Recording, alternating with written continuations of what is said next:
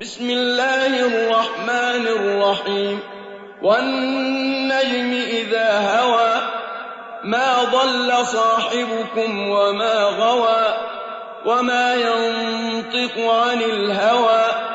إن هو إلا وحي يوحى علمه شديد القوى ذو مرة فاستوى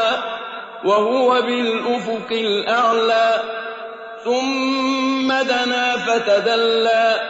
فكان قاب قوسين أو أدنى فأوحى إلى عبده ما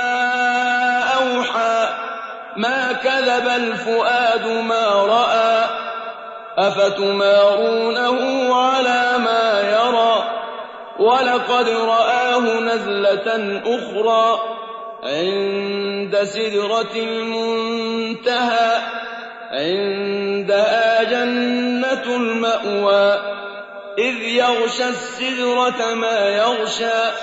ما زاغ البصر وما طغى لقد رأى من آيات ربه الكبرى أفرأيتم اللات والعزى ومناة الثالثة الأخرى ألكم الذكر وله الأنثى تلك إذا قسمة ضيزى إن هي إلا أسماء سميتموها أنتم وآباؤكم ما أنزل الله بها من سلطان إن يتبعون إلا الظن وما تهوى الأنفس ولقد جاءهم من ربهم الهدى أم للإنسان ما تمنى فلله الآخرة والأولى وكم من ملك في السماوات لا تغني شفاعتهم شيئا إلا من بعد أن يأذن الله لمن يشاء ويرضى إن الذين لا يؤمنون بالآخرة ليسمون الملائكة تسمية الأنثى وما لهم به من علم إن يتبعون إلا الظن وإن الظن لا يغني من الحق شيئا فأعرض عمن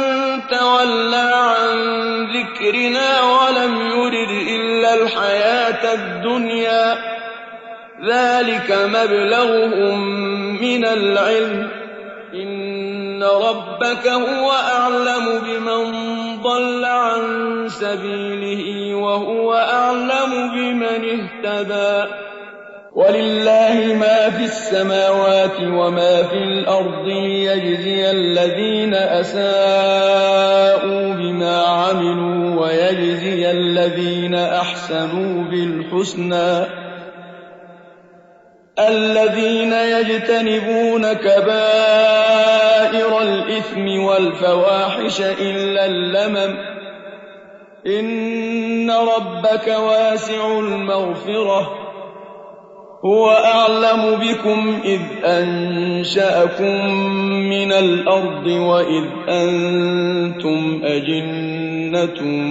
في بطون أمهاتكم فلا تزكوا أنفسكم هو أعلم بمن اتقى أفرأيت الذي تولى وأعطى قليلا وأكدى أعنده علم الغيب فهو يرى أم لم ينبأ بما في صحف موسى وإبراهيم الذي وفى ألا تزر وازرة وزر أخرى وأن ليس للإنسان إلا ما سعى وأن سعيه سوف يرى ثم يجزاه الجزاء الأوفى وأن إلى ربك المنتهى وأنه هو أضحك وأبكى وأنه هو أمات وأحيا وأنه خلق الزوجين الذكر والأنثى من نطفة إذا تمنى وأن عليه النشأة الأخرى وأنه هو أغنى وأقنى وأنه هو رب الشعرى وأنه أهلك عادا الأولى وثمود فما أبقى وقوم نوح من قبل إنهم كانوا هم أظلم وأطغى والمؤتفكة أهوى فغشاها ما غشى فبأي آلاء ربك تتمارى هذا نذير من النذر الأولى أزفت الآزفة ليس لها من دون الله كاشفة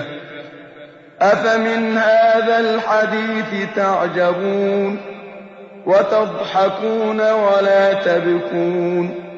وأنتم سامدون فاسجدوا لله واعبدوا